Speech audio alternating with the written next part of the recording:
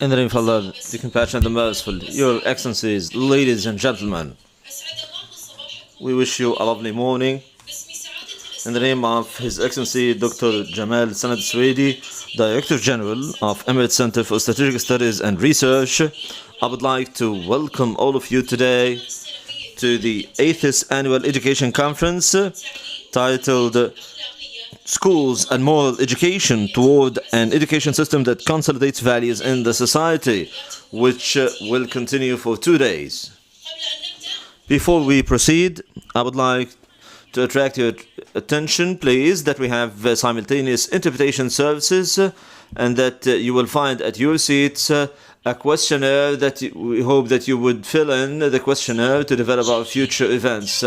Would like to thank you for your cooperation in this regard. Would like to inaugurate the conference with the opening speech by His Excellency Professor Dr. Jamal Sanad Swedi, Director General of Emirates Center for Strategic Studies and Research, which will be given on his behalf by Ms. Amal Al-Ahmadi. Please, Ms. Amal, the floor is yours.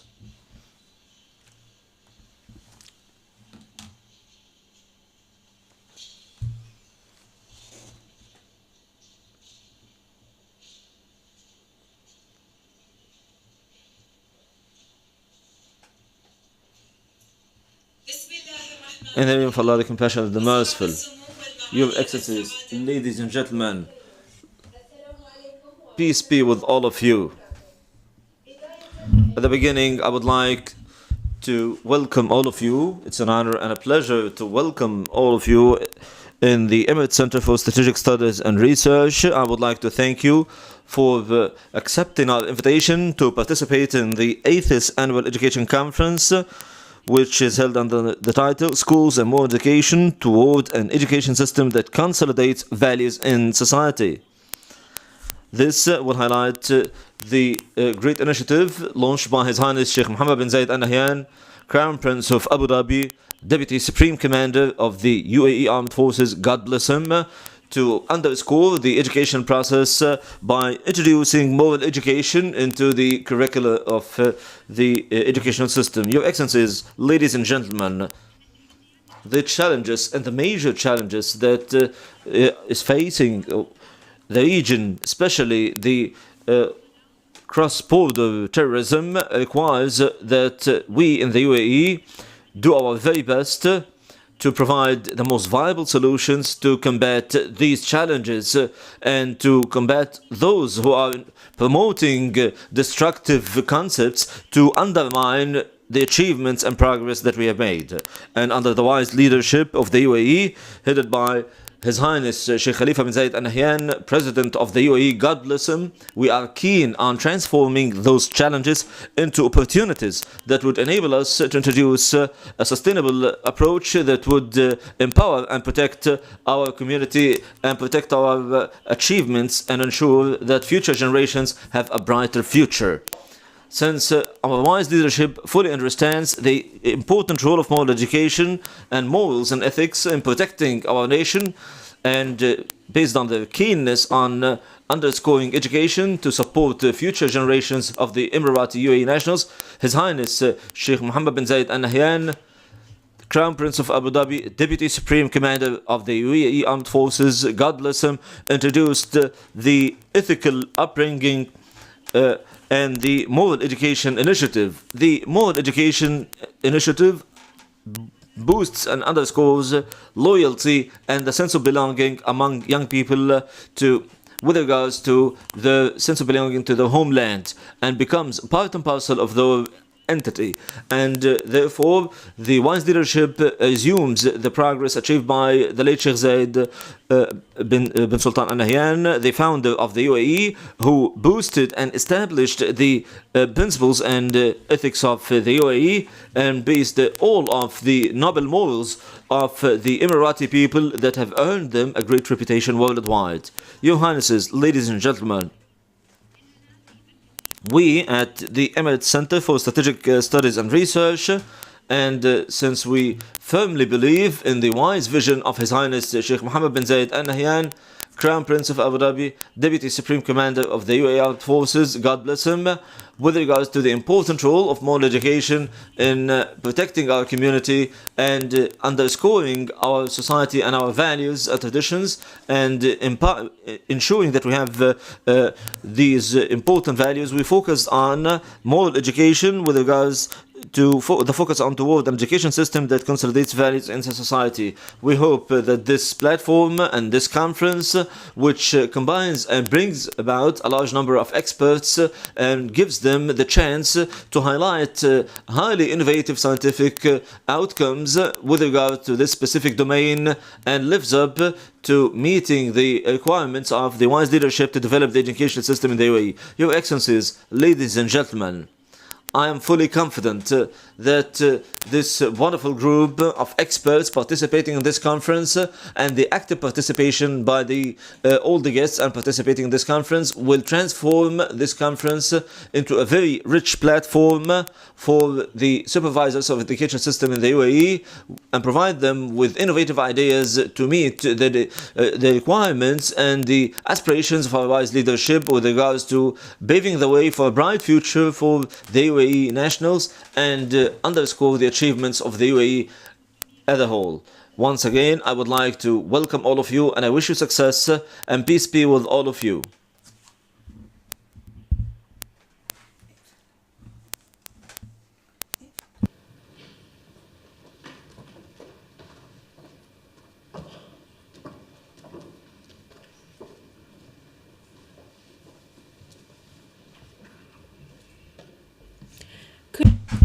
Would like to thank His Excellency Dr. Jamal Sanad Swedi for his speech. Now we'll move on with the keynote address that will be given by Her Excellency Jamila bin Salam Al Mihari, Minister of State for Public Education in the United Arab Emirates. Please, the floor is yours, Your Excellency.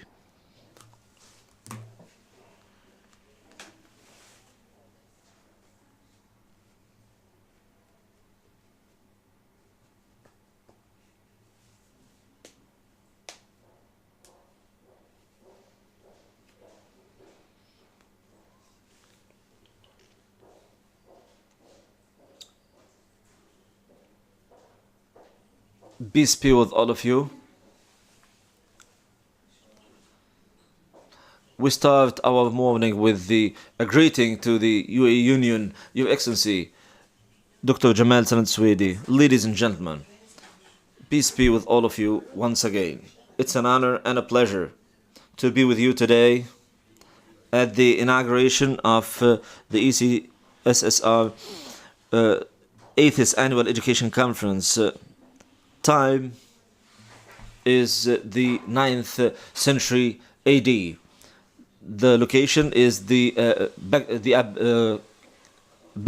the Bayt al-Hikmah in Baghdad, the capital of the civilization back then. It had a center for translation and for scientific research in Baghdad back then. Many researchers and scholars from all over the world, from India and China, traveled to that center in Baghdad, in Bayt al-Hikmah. And that center was not exclusive area for Muslims only. Actually, Christians, Jews, and many others participated in that Bayt al-Hikmah. And it was not exclusively made for Arabs. And many languages were spoken there, including Persian language, Syrian language, Indian language, and other languages. So the Bayt al-Hikmah was established by Harun al-Rashid, the caliphate back then, and was succeeded by his son Al-Ma'mun, who continued the progress established by his father. This was at the peak of the Abbasid Caliphate, flourishing area or the golden era for Islam. Why was it called the golden era of the Islamic civilization? Actually, I'm not about to highlight the achievements of scholars back then, but it was the golden era for scholars and for the Islamic civilization back then, because despite all the challenges that existed back then in the Abbasid Caliphate, it was really a given fact that people may be really encountering one another with hatred, but that specific Dar al-Hikmah was really a melting pot and a cornerstone for supporting, discovering and scientific research. They studied manuscripts to learn more for civilization and for humans as a whole. واستمروا فيه. They chose a different path and proceeded forward. Ladies and gentlemen, today we have gathered here to talk about moral education and the initiative by His Highness Sheikh Mohammed bin Zayed Al Nahyan. He launched this initiative in the summer of 2016 with his great vision of what he aspires for our children to have and our sons to have in the future, our sons and daughters. So we have focused on education for hundreds of years, but the vision of His Highness is to ensure that our sons and daughters, the students, they should understand how we can coexist with others and live with other people in a system that is dominated by love, peace, compassion and respect for others, and the same and continue the march started by our forefathers. So we need to realize that without this peaceful coexistence system, we will not be able to move forward with progress in life. We want our sons and daughters to make the right choices in their future and in the way they deal with the community and deal with one another, and to choose love and peace to be the cornerstone of the humanitarian values and good citizenship values, ethical values and joint and common human culture, and to realize that without all of these values their life will be completely isolated from the rest of the world and they will be moving around in circles. So they will never be able to cope up with civilization without these values. We cannot really achieve success with moral education without the role of teachers who adopt this important subject and work together to introduce a different scientific experience for the students. We want our teachers to be pioneers in this regard and to be role models the way His Highness Sheikh Mohammed wants them to be. Moral education is not the exclusive responsibility of moral education teachers. It is the responsibility of the entire community and all the teaching staff. During my visit to get to know more about moral education in Singapore, I found that the officials dealing with moral education in that regard were the physics teachers. So I asked them about moral education and why were they teaching moral education.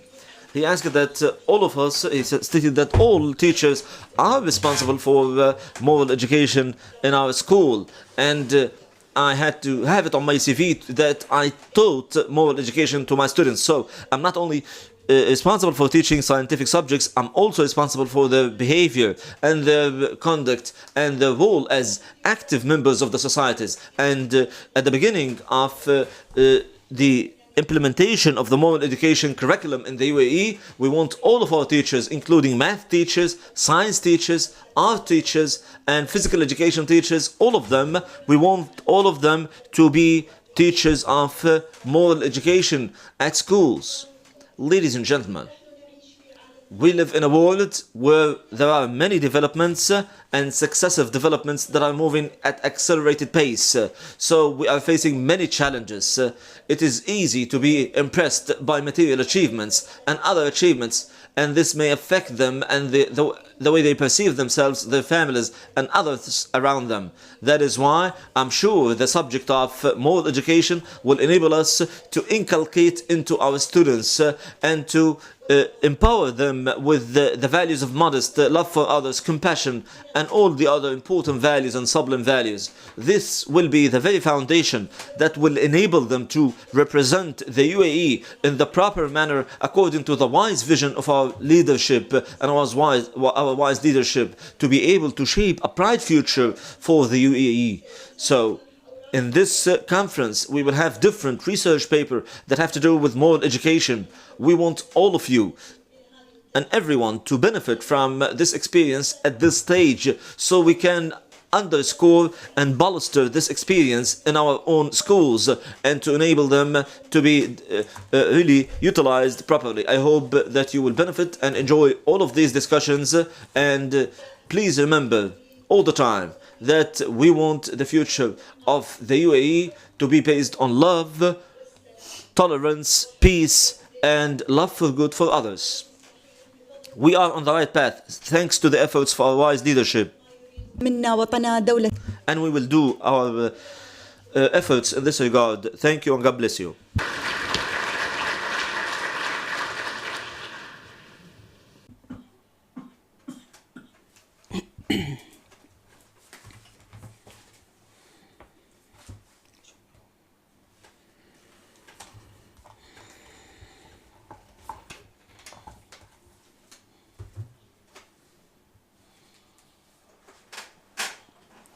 And I would like to thank Her Excellency for giving the speech. And now we have a short break for 10 minutes. And after that, we will start the event with the first session.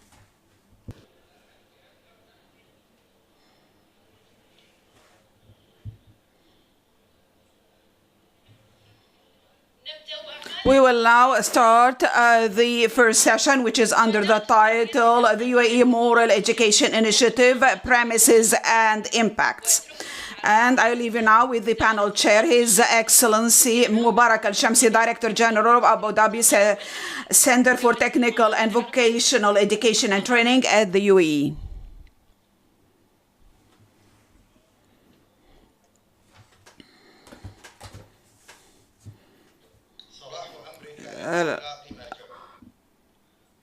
It is the best way is to follow the morals, so be equipped with these morals in order to go on the right path. Because others who didn't follow morals, their life turned into destruction. So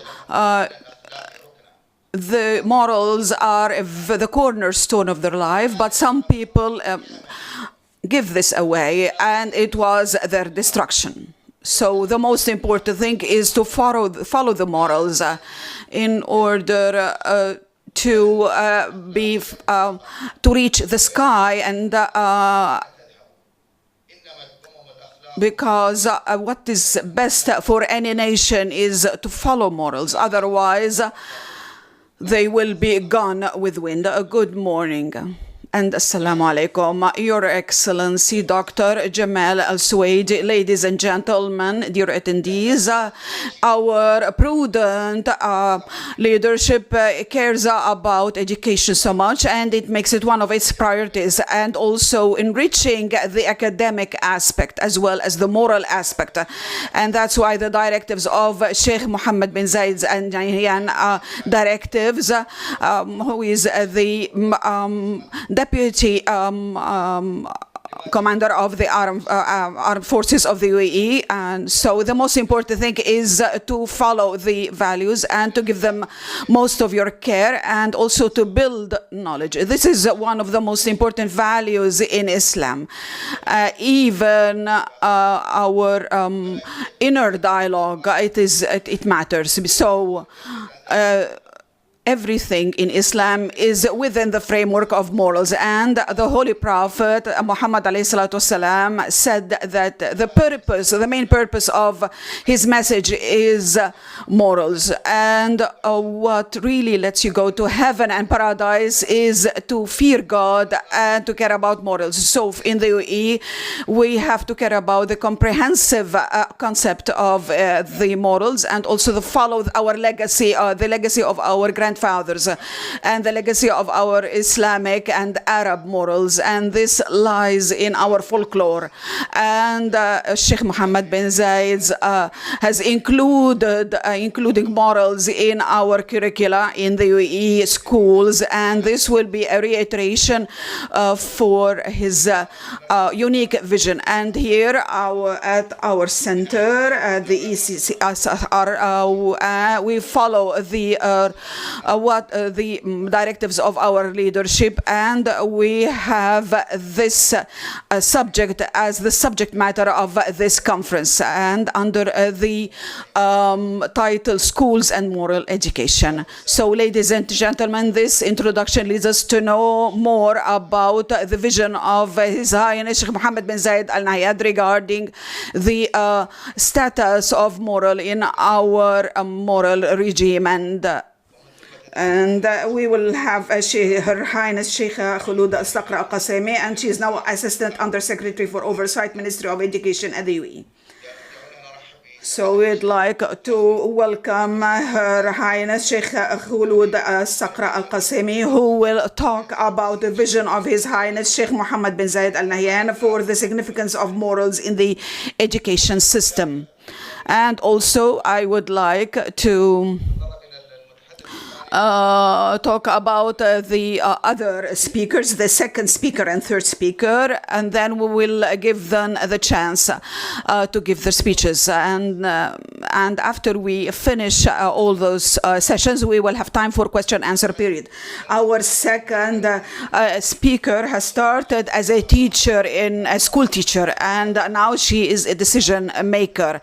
And she has also had many milestones in her educational course, and in 2011 she has become a member of the Supreme National Federal Council, and she is now responsible as a CEO Schools Agency at the Knowledge and Human Development Authority Dubai UAE. Let's welcome Ms. Fatima Al-Mari.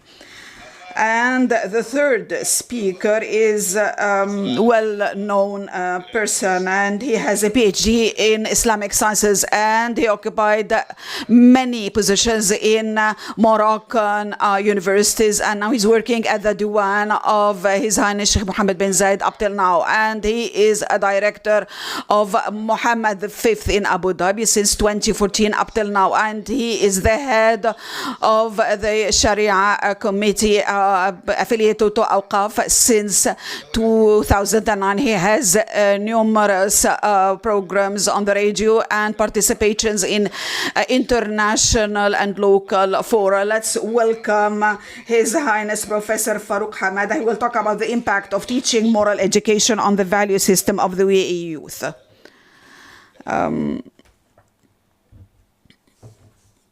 Now we will listen to Her Excellency Sheikh Khulud Al-Saqra Al-Qasimi.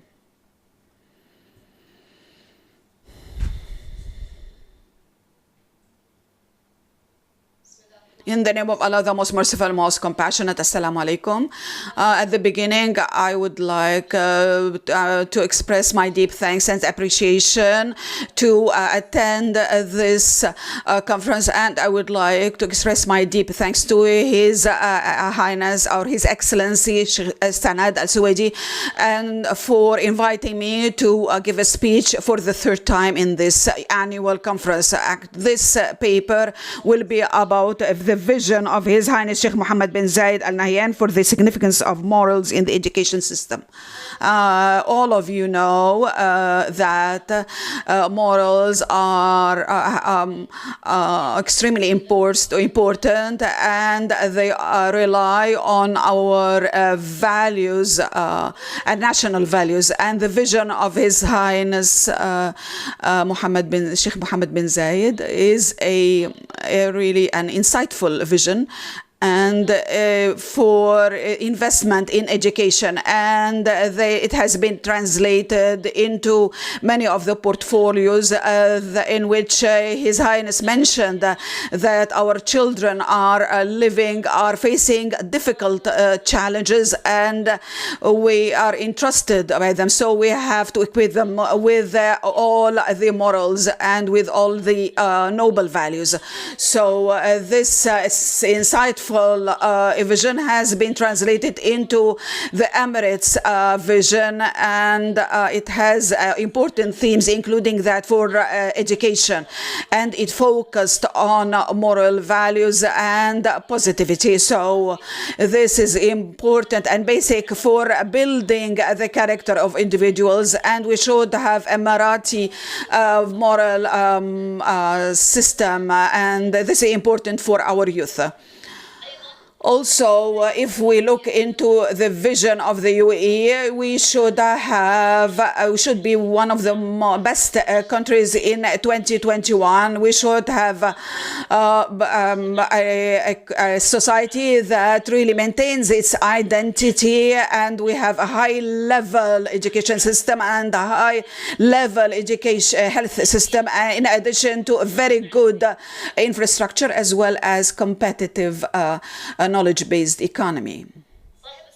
His Highness Sheikh Mohammed bin Zayed has focused on investment in education, and has said in his speech in the government summit that we are really betting on education this year, or starting from this year.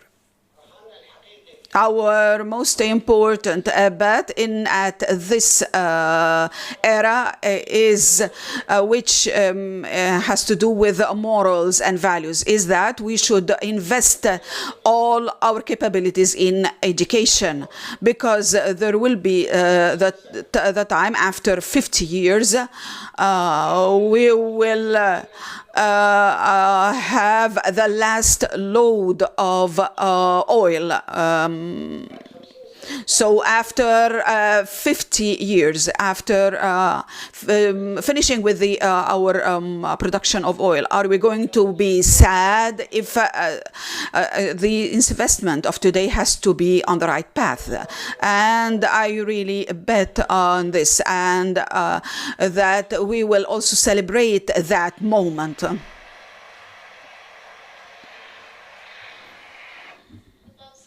His speech really reiterates the fact that the most important bet for us is investment in education, and he is sure that we will celebrate this in 50 years. And also we have ambitious educational goals that are launched by Sheikh Mohammed bin Rashid, and it was included in our national agenda for education, which aims at being one of the most important or best countries in education, and equipping our students with skills in Arabic language, and also having a high level of secondary school students, and also the ratio of the basic year is 0 in number. And so in order to have a tolerant and intellectual students and innovative students, and to be at pace with the international developments. And in view of the developments in technology and communication and social media, and having this diversification in our UAE team, as well as our national legacy, which includes a moral system we have been and still are proud of, and it is based on tolerance and mediation, and also regardless of how advanced a nation is, and what matters most is its maintenance of such noble values. And that's why Sheikh Mohammed bin Zayed had its directives to include the moral education in private and public schools in English and Arabic, because he is keen to make all our students benefit from these morals, regardless of their nationalities, whether they are Arab or international. And also His Highness Sheikh Mohammed bin Zayed has likened moral education in his lecture at the Future Generations Council as the friend, because until 5:30 the bell rings, and we want to have a friend whom we can call at any time to consult with them, and with this friend. And so we need also something that would really draw our attention to maintain such values. And we as Arabs have really magnificent values and magnificent traditions, so we don't want to give them up. So we don't want to adopt anything strange or different that would really lessen such the value of such morals. I would like to reiterate that His Highness Sheikh Mohammed mentioned that we have well-rooted or deeply rooted values that we want to cultivate in our students and children, and this is a role model. We want to be a role model for tolerant countries, and we have more than 20 nationalities living among us, and our laws, UAE laws, has ensured equal opportunities and justice, and is against hatred, and it is also a partner at all or a participant at all conventions that are against discrimination, and also it's taking care of the individuals living in the UAE regarding the freedom of creed and prayer. And when His Highness Sheikh Mohammed bin Zayed launched the initiative of including moral education in the system, was not really haphazard, but it was based on many studies, and a specialized team has examined the experience of others, nations, and international experiments, and we had many benchmarks, and like France, the United Kingdom, and Japan, and some countries had moral education as an independent subject, and others included them in other subjects. And also the names of subjects are different from one country to the other, and also the grades or targeted grades are different. So but they all agree upon tolerance and respect and rational thinking, and also the rule of law, and being able to differentiate between right and wrong. And we have studied the best practices and experiments, and we had many benchmarks. But after that, we have to make this suitable to our community. So our moral education has four important themes: the character and morals, and to enhance our noble values and consolidate them for our kids, and also individuals and society. That is the relation between an individual and himself and herself, and the society, and the physical education, which focuses on the most important achievements of the UAE, and as well as the cultural education that has to do with our UAE legacy and the international culture. Why do we target students in our moral education? Because they are the seeds that have these values formed.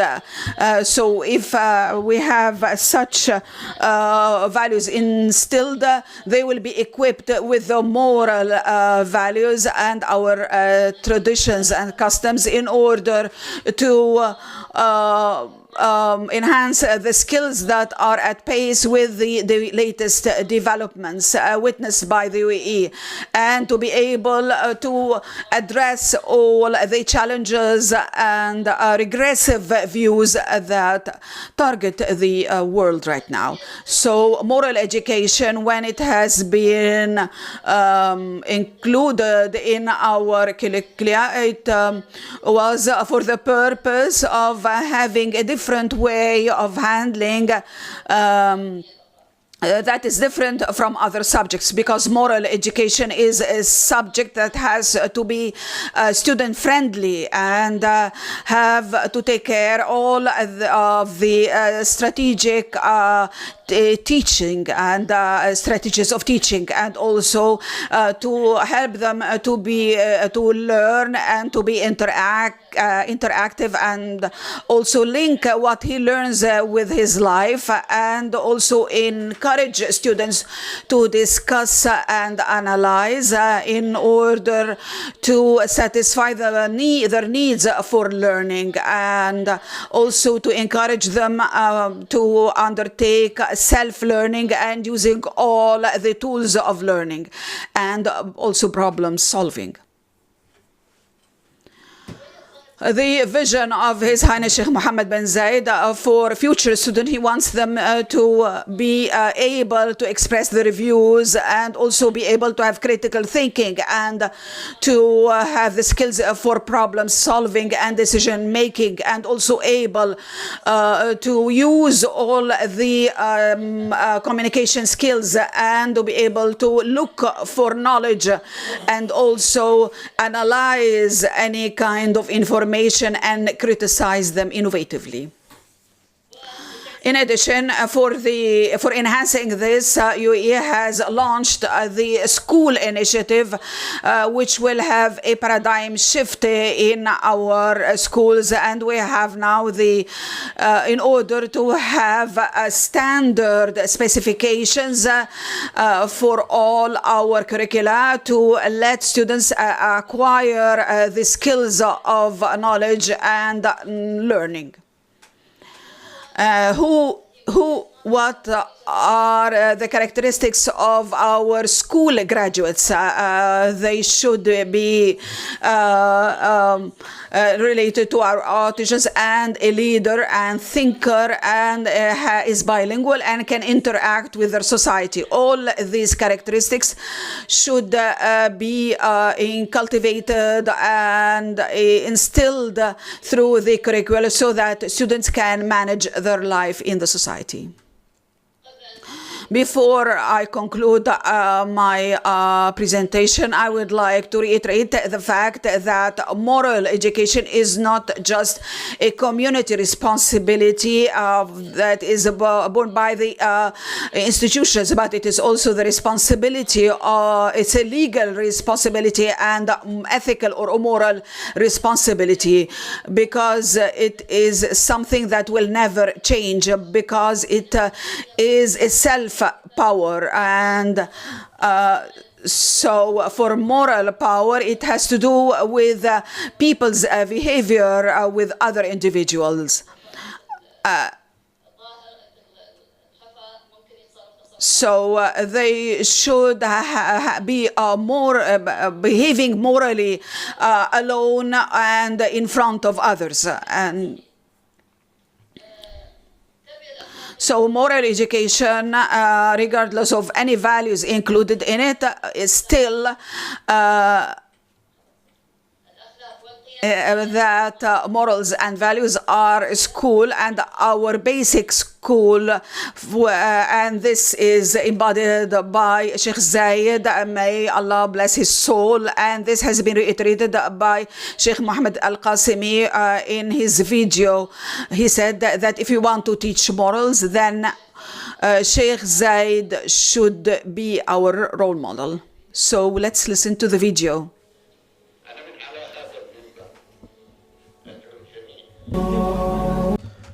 From this location, I would like to call upon all of those people present today and all who are watching us today on TVs, and I call upon mothers and fathers hold a pen and let your children sit around you and write down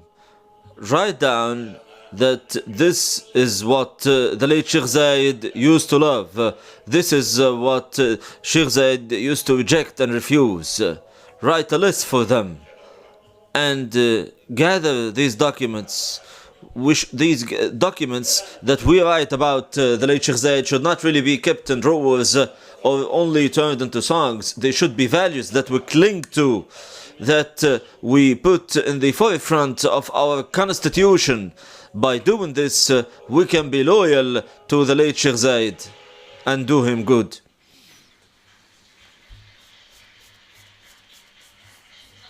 Thank you very much for listening.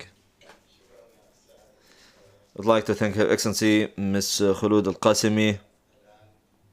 Now, we move on to Ms. Fatima Al-Mavi.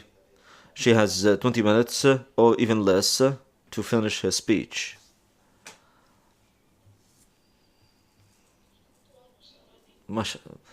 God bless you. All of you are tall. I'm a little shorter. Peace be with all of you. Wish you a lovely morning. A good morning to our beautiful homeland. This is a day of celebrating our sense of belonging, and I would like to thank you for your invitation. We are always in support of this center, and we would like always to attend the events held by the ECSSR. My research paper, or what I'm going to say, will add up to what was stated by Ms. Khulud. But I would like to highlight the role of moral education and how it underscores the soft power of the UAE. Before I start this presentation, what is power in general? Power as a definition, the definition of power is that being powerful is ensuring that others do what I want them to do by one of three ways. The first way is to force them to, or use the so-called stick, or forcing the people to do what I want. The second option is using money, or the carrot, or let's say the stick and carrot. And the third approach is persuasion and convincing others of what you believe in. This is the soft power. So using the stick and carrot refers to brute force, but the persuasion and convincing of others and dialogue is really the soft power. This enables us to enable others to do what I want and feel deeply impacted by my values. So this is the soft power. This is what moves the world worldwide, not just in terms of community development, but also at the level of political life and politics in general. Those who have shaped this definition is Joseph Nye from Harvard University. He introduced this concept of power, and this concept was really widespread, and it was used extensively in many areas of the world to define the concept of power within sociological and political spheres, and how peoples worldwide are mobilized. I believe that one way or another we are affected by this kind of definition. It affects also our students, and they are affected by this kind of soft power by using a number of mechanisms, including media, including culture and other aspects where we are using soft power. So I believe that we need to highlight how the UAE shaped or established the Soft Power Council of the UAE to highlight the policies and shape the policies of soft power in the UAE, so that this council would highlight the role of the UAE and how the UAE is really deploying this soft power in a transparent manner and in an ethical manner, and away from any other influences. This is the positive impact that we should really be focusing on and laying the way forward to our entire homeland. So, speaking of soft power is very influential in the sense that it is based on ethics and morals, because moral education will be a very empowering agent and empowering element for this soft power of the United Arab Emirates. So imagine with me, ladies and gentlemen, how ethical and how moral education once introduced properly in our schools and introduced properly to our young people, what will we learn from this? We will learn and we will benefit from this in the sense that I believe this will be very beneficial to us at many levels. The first of which that students should really be empowered with these capabilities, so they would be able to face all of these foreign or external influences. So when we talk about this soft power is based on persuasion. It is more like a peaceful conquering of the world. You don't conquer the world by force, but by persuasion, and thereby touch people's hearts. So this is what we really need to instill in the minds of our students and our children. So how are we going to shape the identity of this student or the identity of an individual? This is based on all of those elements. Students do not really learn from teachers only, they learn from the whole world, and not just from teachers alone, because now the entire world is now the entire world, forgive me, this is another impact on me. The entire world, with all of its different channels, with positive and negative ones, they pour information into students' minds and make students really move forward to be affected by a large number of influences and factors. So moral education will be paving the way for students and for children from the very beginning of their childhood, so they would know how to make the right choice and how to be affected positively and avoid negative impacts and negative influences or elements. So last week we attended the Aqdar World Summit, or ICANN World Summit, which focused on or discussed a number of elements and a number of topics that may negatively impact our children and make them deviate from the righteous path and turn them into these are actually the topics that was discussed there are the negative aspects that may undermine the community. That is why we need more education, which we rely on and which we focus on from the very beginning, because they will empower our children and will protect them and will enable them to really know or manage those external factors. So this is the main internal factor for students and children that enables external factors to affect them. We'll talk about the second impact or the second element, and let me give you schools as an example and focus on the Emirate of Dubai as an example also in this regard. The UAE in general has great diversity. It has many nationalities and it has most of the countries of the world and many religions and many races and so on.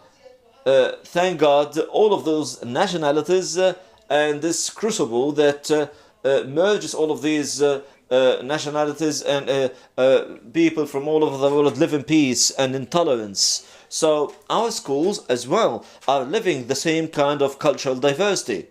If we talk about Dubai as an example, and I believe also this applies also to most the Emirates of the UAE, Dubai, and allow me to talk about private schools and private education, because I'm from the Knowledge and Human Development Authority in Dubai that supervises private schools, and I have the statistics about those figures. We have 195 private schools in Dubai that have 17 different curricula, in the sense that they are representing the different cultures of the world, including Japan, the Philippines, Pakistan, in addition to the British and American curricula as well. So we are talking about 187 nationalities of students, 187 nationalities, different students from those nationalities are living together every day. We are talking about 270,000 students in those schools in Dubai from all of these nationalities. So imagine how we are living in tolerance. We are talking about 57 of Emirati students in Dubai. They are studying in private schools. So it means that we have 30,000 UAE national students studying in private schools. So imagine how those Emirati schools are living this concept and living this cultural diversity and are living in this environment that has great cultural and religious diversity. And students live spend most of the day at school. So especially with the modern schools, where we see a long and extended school day. So these are the elements that are affecting those students with regards to cultural diversity. And in this context comes the role of moral education. Moral education, as I stated at the beginning, those students will be protected by moral education from many factors and elements, and those values will be the driving force for them to pursue their education and to become innovative leaders of this nation. The second and most important part of this concept is that those students, the non-Emirati students who are living with Emirati students in the same country and are receiving the moral education with the Emirati students, because we know that moral education will be taught to all schools and to all curricula. So it will be taught at all schools regardless of the curricula or the curricula they teach. So all nationalities will be studying this moral education. So those students, and here I'm talking about non-Arab students, those non-Arab students who will be studying this subject in an Emirati environment and under the umbrella of genuine Emirati values, will be influenced by those values and will convey them to their families at home, and afterwards convey them also to their homeland and their home country when they go back to it. So in this case, we will really be having a supporting force that underscores and boosts the soft power of the UAE, because those students and those families will be more like ambassadors to their own countries in terms of representing Emirati values, that the Emirati values that they learned in their schools, and will transform their identities. And once they return home to their homelands, they will deal with the same authenticity and the same values, and thereby they will be highly expressive of the UAE culture, which will be the soft power, as I told, for the UAE, that we will be exporting to other countries as well, in this sense that we project our genuine values and our great and sublime values, which were founded and introduced by the founding father, the late Sheikh Zayed, and we are still walking the same path and following in his footsteps. The important point is how to teach moral education. It will be taught through books and also through the teachers themselves, but we want moral education to be taught by example. Teachers have to be role models of moral education. When the concept of moral education was first introduced as an experimental subject in a number of schools, we in Dubai decided to test a new path for moral education, the basic path for teaching moral education at the Ministry of Education at all the level of all schools in the UAE was moral education. So we said that given the diversity that we have at schools, and given the fact that we have different curricula, and that we do have a number of curricula which in fact, already has moral education, such as the Japanese curriculum, which already has the subject of moral education. So how can we reach those curricula in a way that would still enrich and boost and reflect our Emirati values?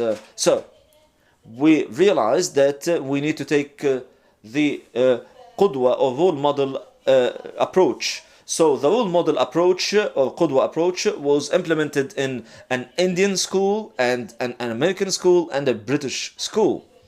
Of course, the American school had Emirati students, a large number of Emirati students. I have 1 minute left. Yes, okay. So, I visited that Indian school, and the experiments was exceedingly successful. We had a cultural consultant at KHDA supporting us during the initiative of Giving from the Heart. We hired an Emirati grandmother who was wearing burqa or face veil, and she would go around schools and visit schools and talk to students, male and female students. At the Indian school, I was there to do the translation for her and to help her in communicating with the students. Believe me, she really had a massive impact on them. I found that I've seen how the schools how the students at the Indian school expressed their love for the UAE. It was really very impressive, and this program was evaluated during the school year, and it was a very impressive program. So here we wanted to prove to teachers that once you implement the entire cycle and the entire curriculum and subject of moral education, you will really be focusing on being a role model, speaking from your own heart to those students, and once you become a role model in terms of honesty, in terms of truthfulness and love and passion and pride, when a teacher represents all of these values as a role model for them, he will ensure the success of moral education, and it will become an element that underscores the soft power of the UAE. Thank you for listening, and peace be with all of you. Thanks to Ms. Fatima Al-Mari. Well, now we move to Dr. Farouk. So he wants some extra time because but we are sorry that we can just give you 1 extra minute. Because we devote some time for the question answer period. So if you please, Doctor, now you consume the extra time devoted to you, which is 1 minute.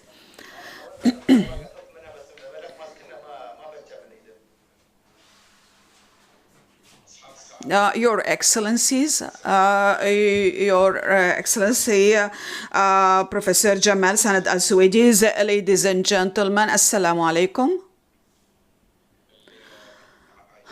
I have some modification for the title. It has to do with the necessities and its impact on the Emirati youth. Abu Ali ibn Sina, he was still a young man. He went to meet Abu Ali al-Miskawi. He was an old man, and he was surrounded by his students. So Ibn Sina brought a jawza, and he asked him to tell him about the area of such a jawza. And Miskawi, while holding with his moral book, he said, Ibn Sina, it's rather more important to you what morals are before raising your question. So Ibn Sina really felt ashamed, and he couldn't say any word. So he said that the most beautiful scene is a child who walks confidently in his life after you gave him guidance.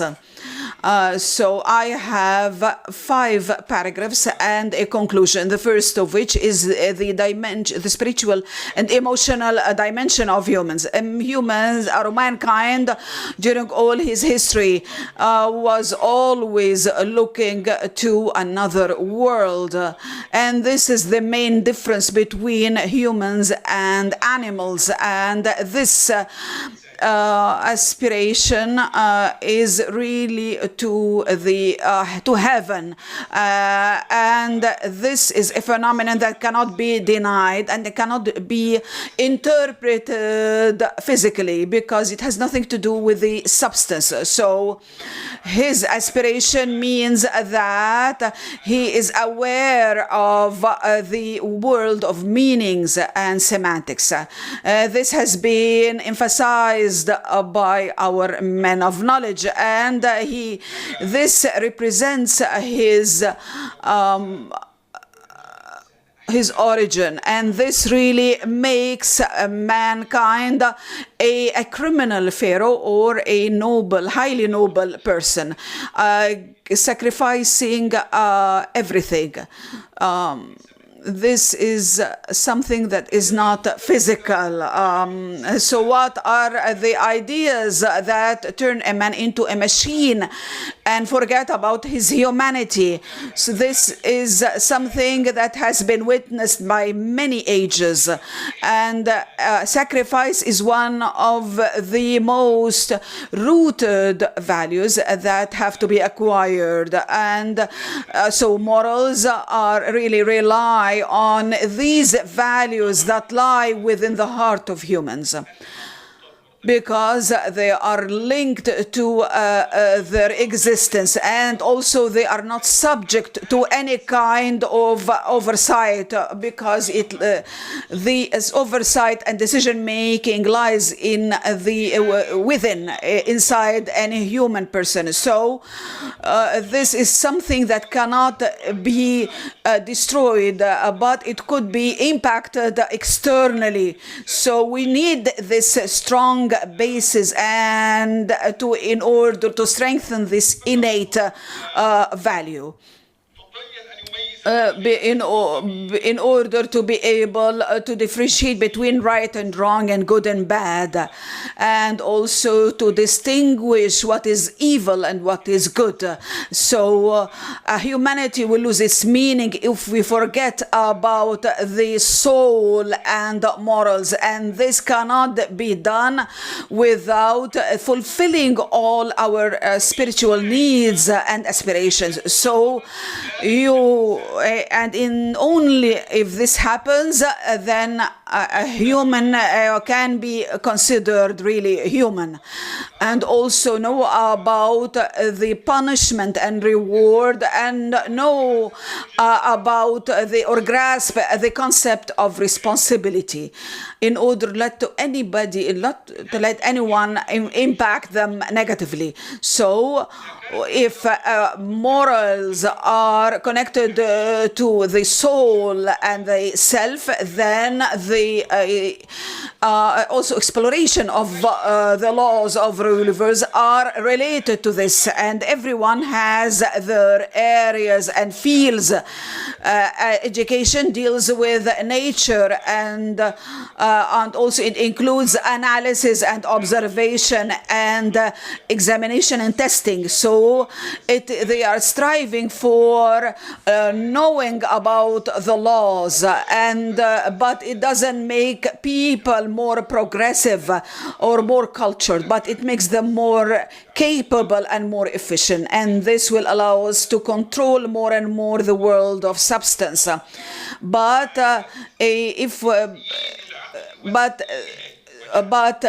now some people really are calling for making the human brain as a god.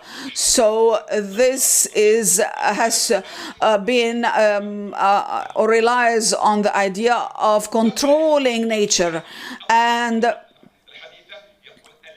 so the concept is that the pure knowledge is the one that supports man's power in the world, but that is which is embodied by competing in power and arms, and it has to do with physical power of the human body, and also likening ourselves to the most powerful beings, and that's why we have that notion of Superman by Nietzsche, and which has influenced Darwin, and it had its impacts on the modern Renaissance. And this creature really is against conscience and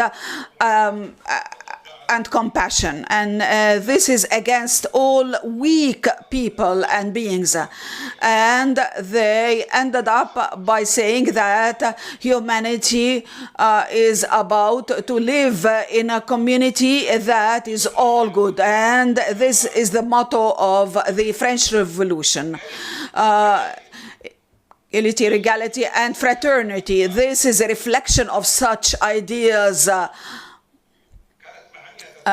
with the domination of all good values. So now the world has really moving in a different direction, the alienation of humans, and now the science is against man and the world, and now we have more and more obscene things, and drugs and crime, committing suicide, all and also psychiatric diseases, and the loose links between the members of societies. All these are a result of this.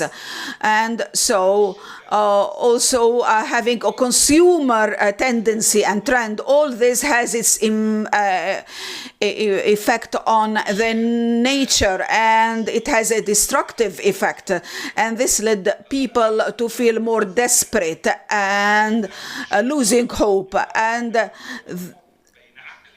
there is now a bad division between the soul and the brain or the mind, and this is what's facing the West. هذا كله انعكس في فلسفة أبي الوجودية الألماني مارتن هايدغر، وتابعه الفرنسي جان بول سارتر، والفرنسي البير كامو.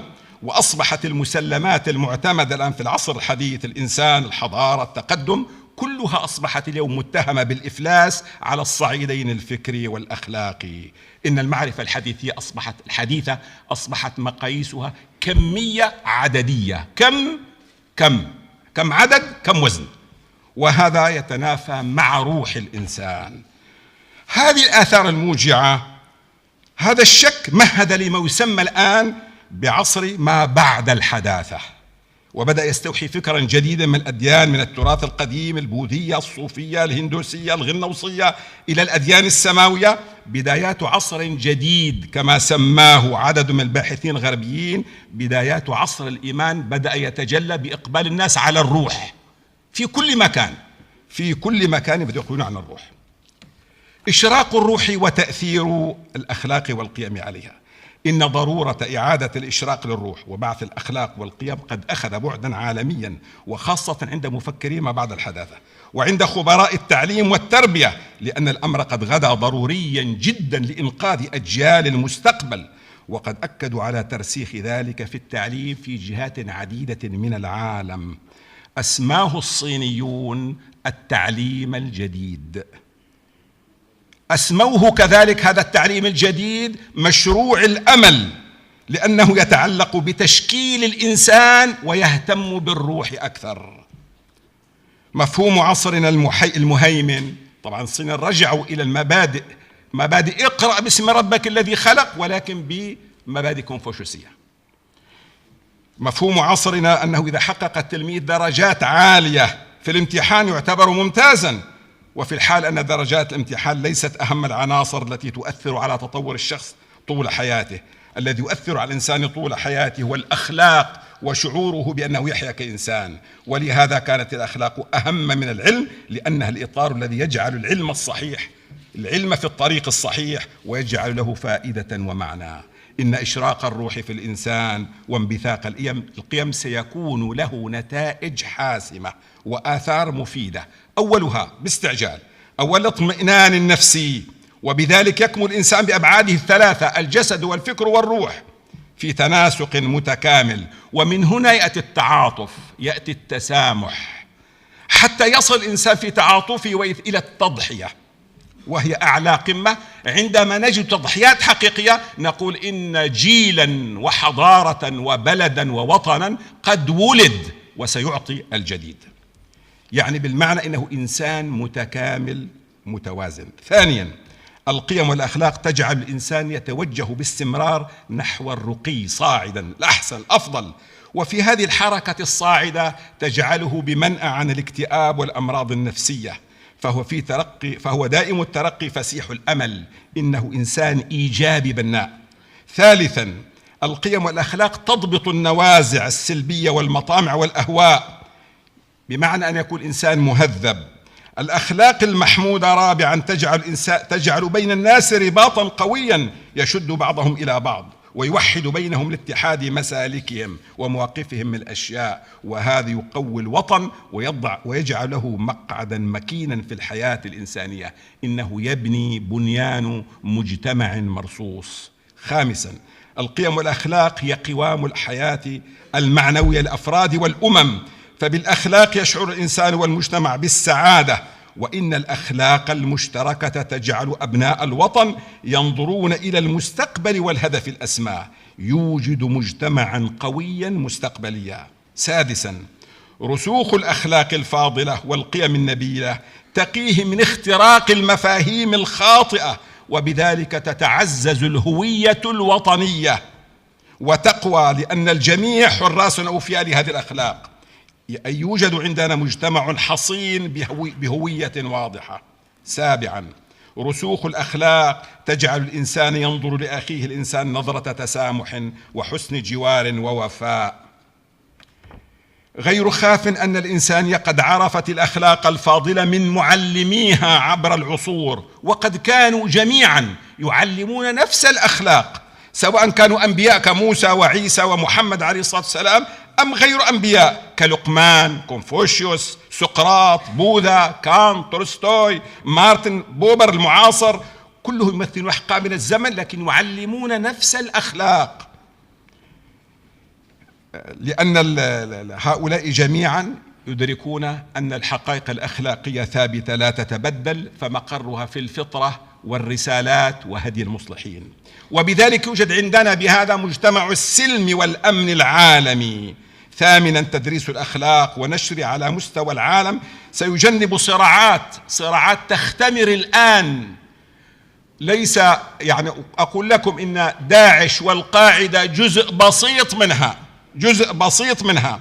لا بد من الإشارة إلى أن المسيحية المفعمة بالحماسة التي تتفتح براعمها الآن في النصف الجنوبي من كرة الأرضية في أمريكا اللاتينية وأمثالها ستكون مترافقة مع الروح القتالية أيضا. وإن نشر القيم والأخلاق التي تجعل الناس يشعرون بالأخوة الإنسانية هي التي تنزع فتيل العداء وروح الانتقام التي تثير الحروب بين البشر، وهي صمام الأمان. الأخلاق والقيم صمام الأمان ضد التطرف والإرهاب تحت أي اسم كان. إنها الأخلاق تصنع مجتمعا يحارب التطرف والإرهاب. تاسعا وأخيرا، القيم تعيد التوازن بين الروح والعلم، كما ينادي مفكرو ما بعد الحداثة، فيدعو إلى تقدم العلم باستمرار وإلى عيش الإنسان سعيدا في منجزات العلم. يقول علماء التربية: الأخلاق هي أسمى هدف للإنسانية، لذلك فهي أسمى هدف للتعليم. هذه الأخلاق والقيم بإعادة التوازن تصنع مجتمعا متقدما دائما علميا سعيدا روحيا وأخلاقيا. الأجيال والشباب في دولة الإمارات العربية المتحدة، لا شك أن التربية عملية بنائية تنتقل بالسلوك من حالة إلى أحسن. إن التربية هي صياغة الإنسان وصناعته من داخله، والتدريب ترويضه وضبطه من خارجه. ولهذا فإن التربية الأخلاقية يجب أن تربي ولا تدرب، حتى تصنع إنسانا ذا أخلاق نبيلة تنطلق منه على الدوام دون أن تكون عليه رقابة أو متابعة.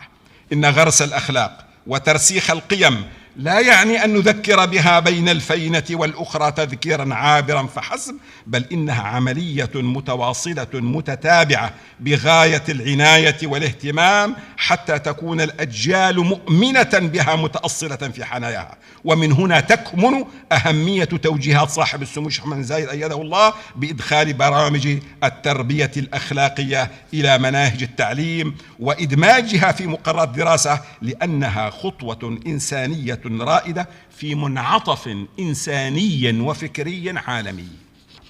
أسس الأخلاق في دولة الإمارات العربية لا شك أن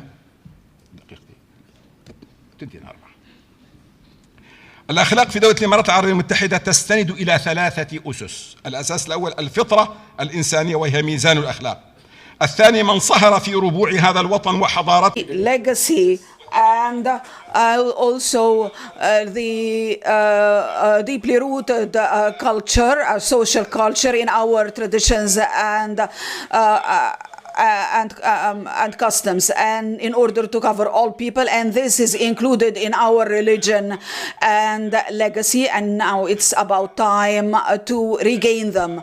We should instill such values and morals. We have 400 values approximately, and they have to be instilled as mentioned by the previous speakers, and it has to be extended to the individual, the family, the nation, and the world and humanity. It should be dealt with according to priorities and in accordance with the curriculum in order to achieve our goals, and we have to give our utmost care to the needs of our nation. They have to be suitable to our homeland and their ethics and their future and history and their morals as well. And also it should be linked with the values of this nation. So what does Sheikh Mohammed bin Zayed really desire? On basis of what has been mentioned from our history and civilization, it was realized that morals are a decisive element for the continuity of nations. Otherwise, they will face their downfall. So there should be protected by morals, I mean knowledge and science. And we have also a lot of insight, and His Highness is enjoying this, and he has this ability, this insightful nature to have these directives. This will be good for the all the humanity in order to arrive at utmost happiness and to have people who are secure spiritually and intellectually and ethically and behaviorally. So this will make us successful humans in our communication with others, with our values and morals, and who are outstanding in their building of their society, and who maintain their institutions as well, because in order also to deal with our experiments that are still immature, so we have to have a second look. So His Highness gave us this responsibility to take care of and to deal with everything and put them on the right track. So the mistakes are in our implementation is really immense, because it has to do with the future of our generations and our nation. So he has the wisdom to give this foundation or basis for this country. It is the constructive human to have a strong and safe nation that is flourishing and and sustainable, and this will guarantee our the flourishing of our country, and the sons of Zayed really deserve this tribute. So we would like to pay tribute to His Highness as a thinker and a constructive man, and we hope that all his aims will come true, and to make we pray to God to make our country safe and secure and flourishing as well. And we wish this to all of humanity and the whole world. And allow me, ladies and gentlemen, to mention two verses of some poem that envisages the ideas of Mohammed bin Zayed. And because from the enlightenment of your thinking, it will have its reflections on our country and our lives, and this will turn us into proud people without any kind of difficulties, and we will reach the highest level of living. Assalamu alaikum.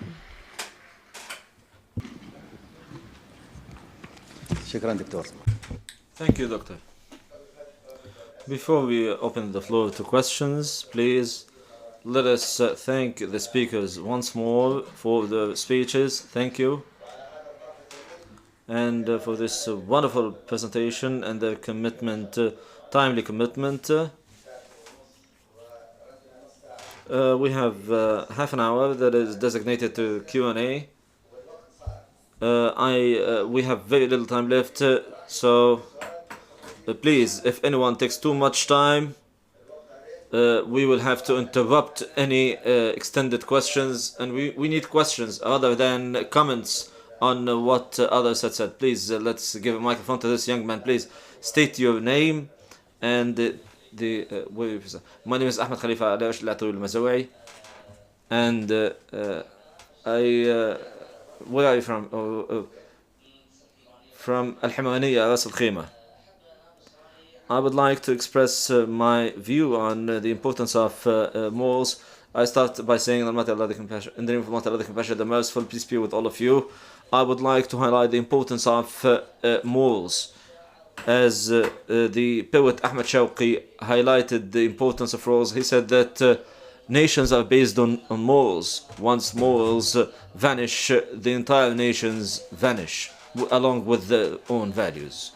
And Almighty Allah also described the Prophet, peace be upon him, by saying, and you do have great morals, as the Prophet, peace be upon him, had great morals. Thank you very much. Do you have any questions? Thank you. Please, sitting in the front row. Thank you very much. My name is Khalid. I'm a journalist. I have a question for Her Excellency Ms. Khaloud. How far do you see in the response of teachers with regard to the moral education? How far have they been responsive and interactive with the concept of His Highness Sheikh Mohammed? No, I have three questions. Please. So, for Ms. Fatima, that's great, but I've not really understood how can you have multiple curricula and still have the same curricula of moral education. So, let's say you are teaching the American or German curriculum that has moral education. So how come you will teach two moral educations, or have multiple curricula and still teach the same moral education subject to everyone? My third question, how can we cope with the global values? Now we're talking about the industrial revolution, the industrial world and the developed world that has its values and its concepts. Now we at the level of the Muslim countries, and we need to cling to our own values. Either we become part and parcel of the global civilization and the global values, or we will be apart from the world, including the concept of accepting sins and so on. Okay, thank you very much for your questions. Ms. Khaloud, as for the response of teachers with regard to the moral education, the response was really good. And last year we were testing the deployment of the curricula, and 19 schools. There were encouragement. There were really this keenness on teaching the subject of moral education, but we introduced a number of concepts that boost this regard. Currently, we have different teachers teaching the subject of moral education, which is not restricted to a certain teacher.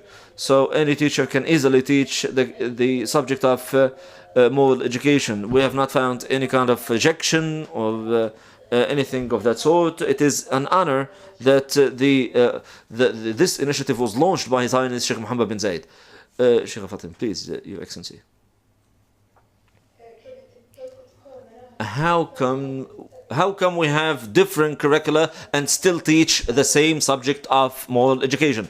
Actually, I believe that regardless of the diversity of curricula that we have, we still have the same concept and the same framework of moral education, because moral education focuses on values and focuses on role models and qudwa, and introducing this role model qudwa through teachers. As I've highlighted, there are different curricula that have their own moral education that is part of their own curriculum, but the subject of moral education that is introduced as part of this program represents the Emirati values, the Islamic Emirati Arab values, the genuine values in this regard. We agree on those values, and they are universal values. So I don't see any kind of contradiction between those values and global values. Quite the opposite. They will add up and will be complementary to those values and boost those global values. Please, Doctor, if you would like to answer.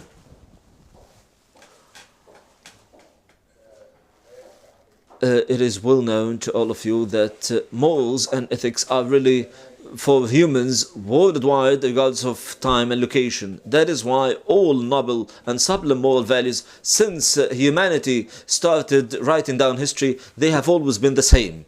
What happens actually is that societies vary with regards to prioritizing the morals that they have, and the need for removing some of the things that represent a deviation from morals. So when we remove the deviation from those spontaneous ethics, the ethics that are based on the guidance of prophets and good people and prominent individuals worldwide. So this means that when you have a community that is working 24/7 and you would like to boost the concept of working or the value of working hard, this is useless because the society is already active. When we have a relaxed, or let's say a community that is a little bit neglectful or so, then you need to boost the value of hard work and so on. As for the Islamic world, Mr. Khalid, some values have not really been activated. Why? Because when people see those who believe in another religion, why do we treat them or do we deal with them in a very different manner? This is really not part of the Islamic values, because even the Holy Quran highlights that Muslims and Christians have lived in peace for long periods of time, and Muslims and non-Muslims coexisted peacefully. So when we give priority to this Islamic value of coexistence, this will be reorganizing the priorities that we have, and we will be removing the deviations that we had in the past, and therefore we see this world common and converging together tolerance. Everyone is talking about tolerance, but tolerance towards whom? There are non-Islamic concepts and non-Islamic religions, so we need to be tolerant towards those people and towards those countries. So this is the concept of tolerance that should be a universal value for all religions, cultures, and so on. If the people who want to do good, and I have a very long research on this regard, since the year 1883, the first moral conference was held in Chicago. Then 100 years later, it was held in 1993. Now, all the wise people worldwide are looking into the universal global values that can be available worldwide. We have a strong presence with them. we say that bring all the values that make people happy. We already have them as Muslims, but they need to be reprioritized and reorganized. So we'll try to be committed to the time. I'll take a question to Ms. Fatima Al-Mavi. Ms. Fatima Al-Mavi, I have a question for you actually. You mentioned 195 schools, private schools in Dubai, and more than 30,000 UAE national students, and more than 270,000 students from 187 nationalities. Definitely you will have teachers. Among those students there will be medical doctors, physicians, teachers, military officers, and so on. In the UAE, we are a tolerant community, and the UAE has always been taking the lead in this regard. How can good treatment affect those and influence those students and their parents to ensure and to underscore the reputation of the UAE globally and boost the respect for the UAE worldwide and among all nations?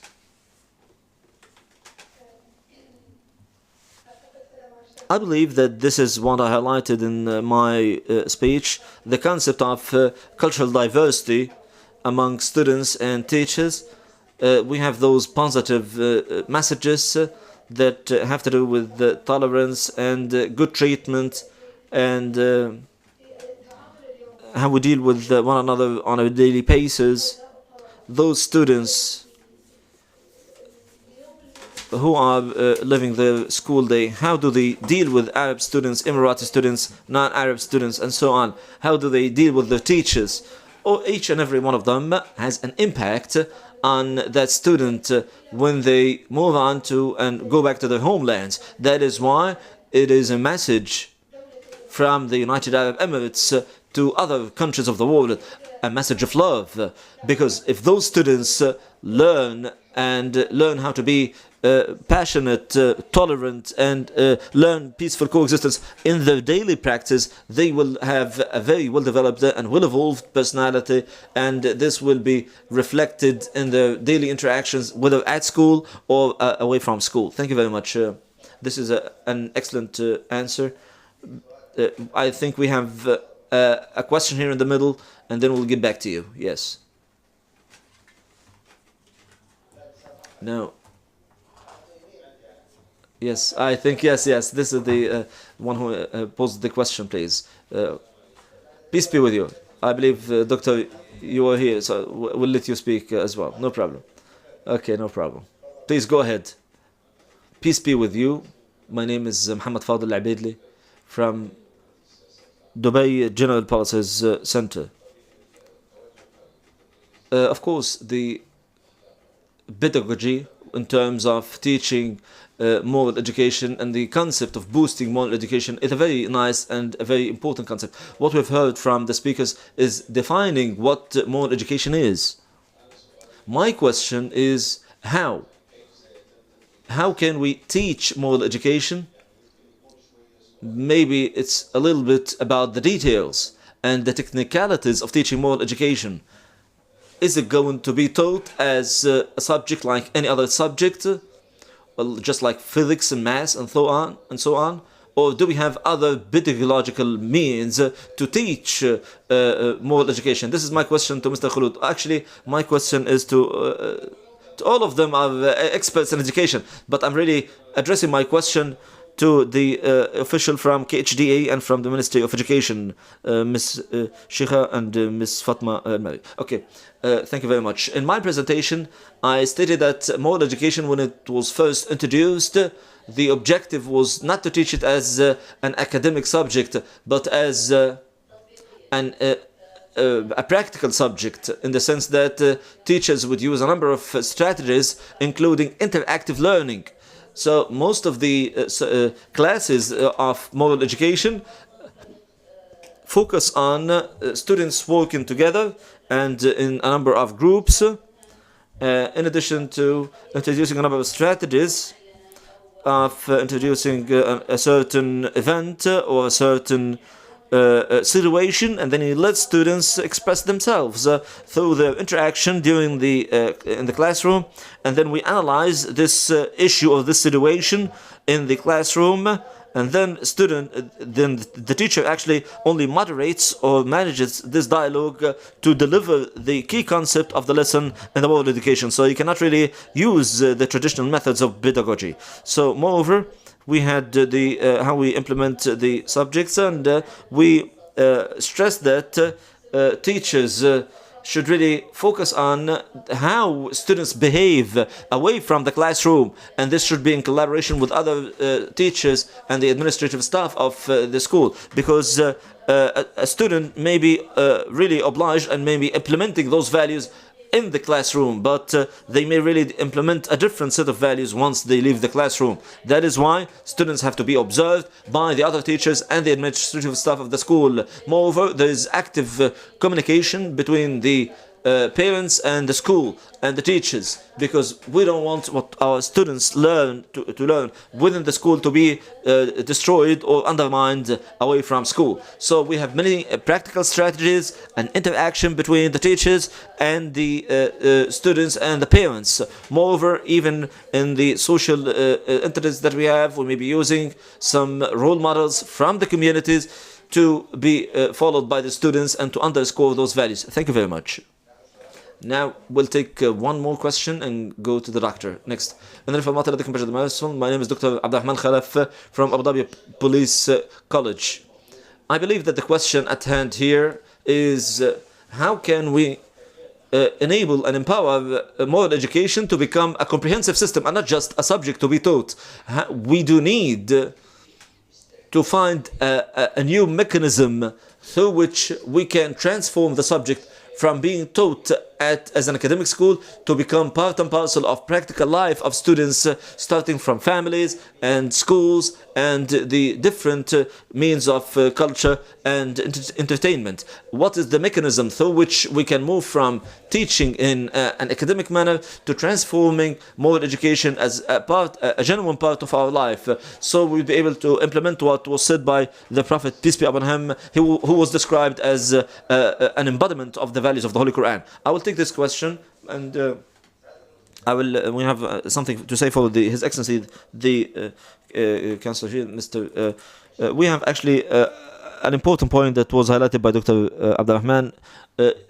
Instilling sublime values in humans is a very important point, because it is the one element that sets a human apart from other creatures, including being honest and avoiding cheating. As the Prophet, peace be upon him, said, those who cheat are not among us and are not part of us. So, Your Excellency, what is your advice to us as a community in terms of our daily interactions and implementing this as part and parcel of our daily interaction and not just as an academic subject? This question is at the very core of the entire issue here, but it has a number of facets that can be approached on a number of perspectives and levels. The first perspective is the new generation who will be witnessing those curricula, but those who have acquired the morals once they are 20 years old, they have already adopted a set of values, and of course once you are brought up in a certain manner and you grow up into an adult, it is difficult to change your values. So now we are talking about primary school, secondary school, and those and middle school. I'm looking at those students in those different schools from three different perspectives. The first one is their age. Well, at that age, what do they accept? We need to focus on this.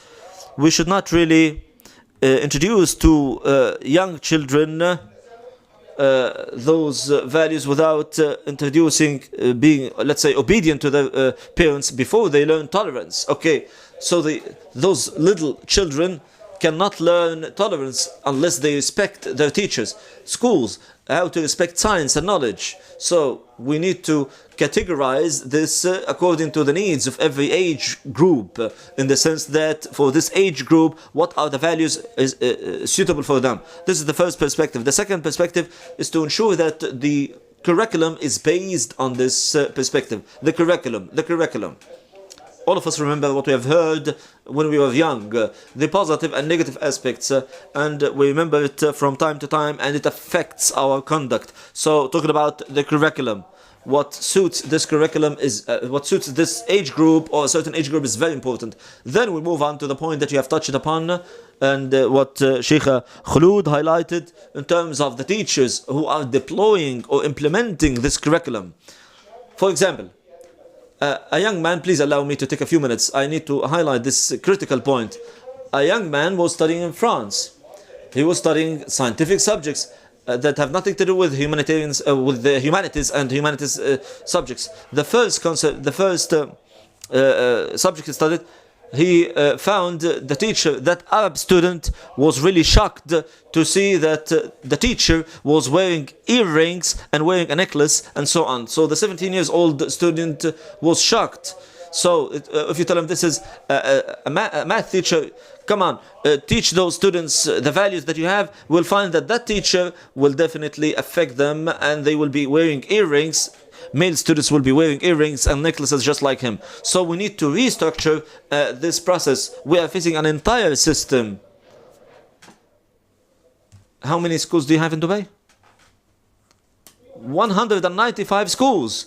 How can we find 195 teachers who can teach the subject? So we need to instill those values in the generation, and thank God we already have this in plentiful numbers in our homeland. But this is the first approach. The second point, if we focus on young people and forget about the adults, this will be very difficult, because once children go back homes, they will see that their mothers and fathers are behaving differently. So those values will be destroyed. So we need to have those ethical values and those moral values worldwide and promoted properly.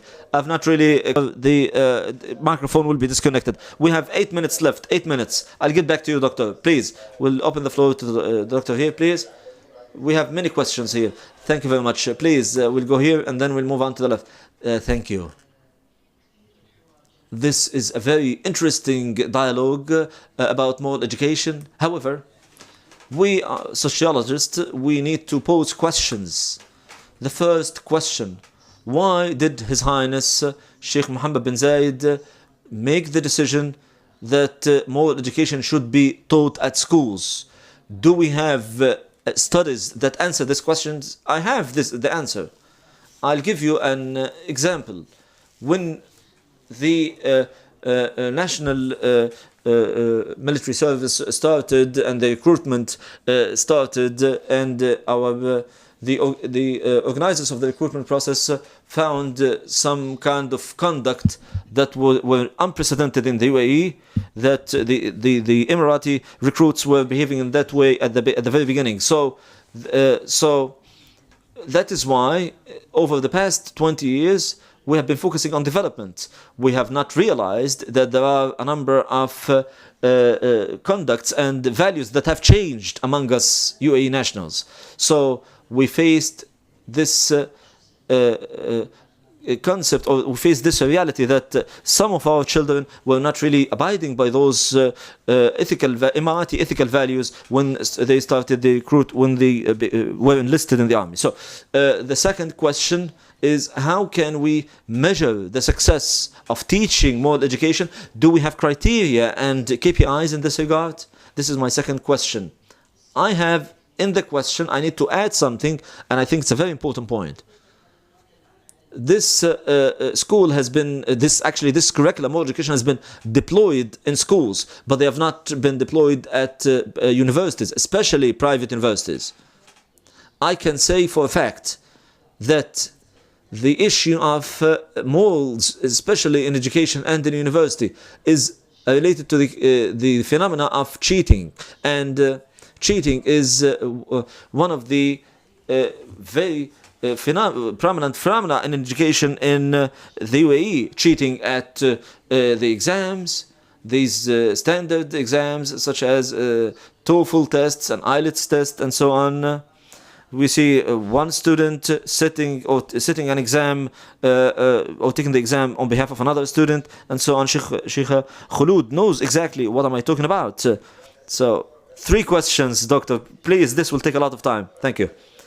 I believe that the first question you have already answered it, Doctor, as we'll really need to learn more from you.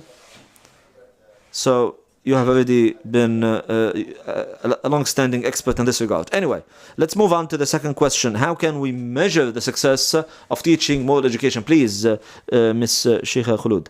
Thank you, Dr. Musa, for these important questions. They are very heavy ones and important ones.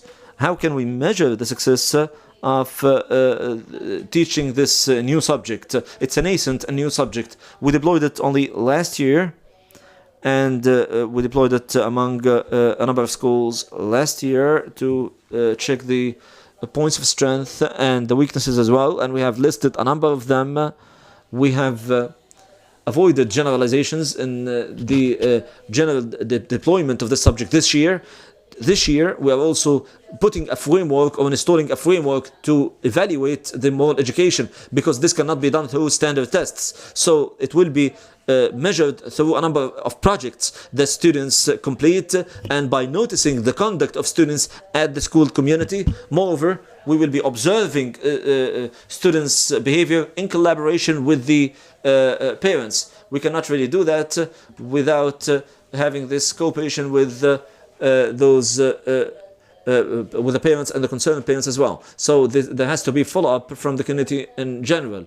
Teaching this subject at schools, we need to measure the impact at schools initially, and we also need to underscore the teaching of this subject at universities as well. But if we start with students from grade 1 until grade 12, these are really important curricula and important steps that will enable us to shape the direction of that student, to ensure that they make the right decisions and adopt the proper values and live the proper way, live in the proper way in universities and in schools, as highlighted by His Highness Sheikh Mohammed. Thank you very much. Just to add to what Dr. Musa said, when she talked about the university, she meant that we need to cover all groups.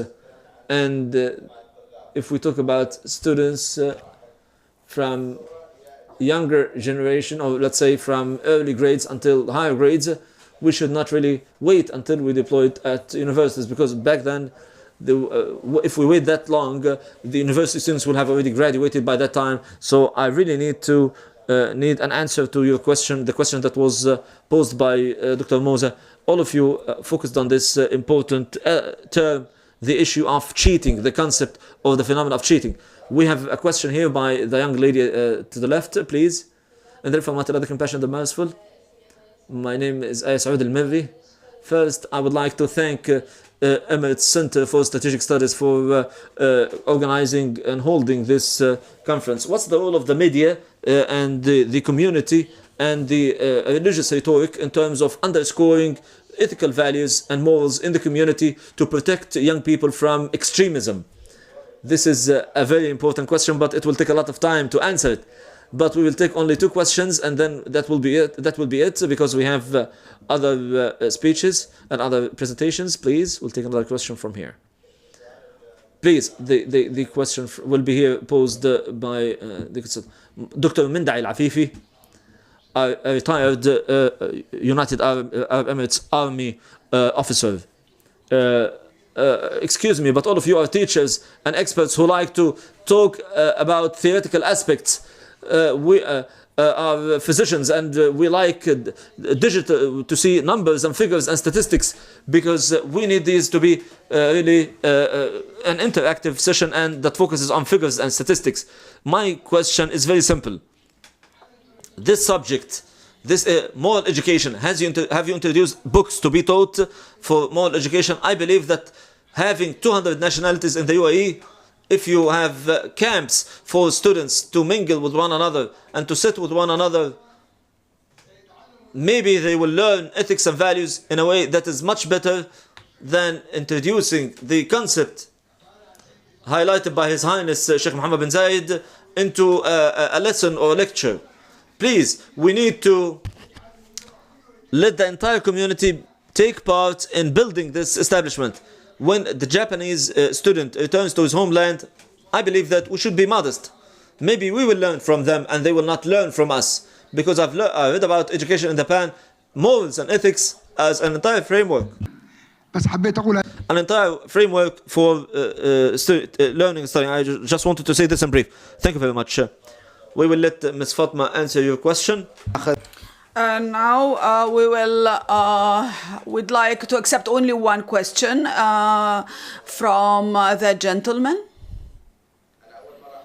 It is the first time for me to attend such a session because all people are very interested and interacting and they raise many questions, and we hope that we will have more communication with the speakers through email later. I have a very simple question. Why are we looking for references from the Western world in order to build the basics for our civilization? Because I think that Buddha, Confucius, and have their values, but the West really failed. And also, don't you think, or isn't it possible to say that this is a sort of restriction to building our morals system? We'd like to respect all points of view, and I think all speakers try to cover a huge amount of information within the time frame, and we will start with His Excellency Advisor and then Ms. Fatima. So you have only 60 seconds. Thanks to the gentleman, the lady, and I really support her. And thanks to the ECSSR and for opening the door for new ideas and discussions and dialogues. And number two is that all the classes of society participate in consolidating and instilling the system of values, whether they are officers, manufacturer, merchant, whatever. So all of them have to be engaged in order to come out with a highly moral and ethical society. But how can we do this? This is the business of the specialists. Actually, we have to think about this issue more and more because it will make it more and more attractive and meaningful. And thanks to the lady participants, speakers, and it needs further development to have further impact and effect, as Mr. Jamal said, because this is a constructive process for the soul. So this, we are in part of it, and we have to follow up so that it would really have its deep roots in our hearts. And the gentleman said, what about Confucius? And I am not really talking about religious issues. I have reviewed Confucius and also Bober, the contemporary guy, and they have really great values that we all of us believe in. And this is the common factor among us, and forget about the conflicts. So we have to embrace all these values and the values of construction, of goodness and love. So if I had the time, I will bring you the Islamic system that includes all those values. So I will add to what has been mentioned. The Holy Prophet said, what did he say, Mr. Advisor? He said that the core role of his message is to complement the good values of morals and ethics. So we'll now listen to Ms. Fatima. I agree with the gentleman regarding having a balance between the theoretical and practical sides, and this is really a challenge, and it has to do not only with moral education but all other subjects. But why are we less than the international level regarding international exams? PISA, for example, is an assessment for students at the age of 15, and they are in the 10th grade or 11th grade, and this student really has a lot of strong curricula, but still we are below the international standard, because this exam has to do with the skills regarding particular subjects, and our student cannot really turn what he was taught into skills, and accordingly they cannot really pour such skills in the exam, and includes, of course, reading, science, and math. So we are dealing with values and ethics and things that are not substantial. They are abstract. They are not included in labs. They are felt through dealings and behavior and coexistence and application. So this is a challenge that teachers face, and we have to think about how to be role models at home or schools. And you mentioned something about camps, student camps, and I think that schools are a sort of camps, and even our community itself, students can move around in shopping centers or any other places, and they will, because they are surrounded by a diverse culture. So what matters most is how can we protect them and make our children be positive when dealing with these with this diversification, and also be able to transfer such impacts. We are running out of time, and we hope that moral education should be different from knowledge and science, because the latter they have to do with the universe, but it has nothing to do with morals. So this subject is not addressing our juniors only, but it also relates to us and reminds us of how we can behave in a manner that would make ethics and morals as the basis of our dealings. So this has to do with complementary efforts and roles at home, school, and everywhere. And so neighbors can give advice, and they can also reform the behavior of our neighbors' children. This is something that it is addressing all of us. And at the end, we would like to thank the director of the center for inviting us, and also we need to focus more and more on moral education. And would like to thank advisor Hamada, as well as Ms. Fatima Mary and Sheikh Khulud. Thanks.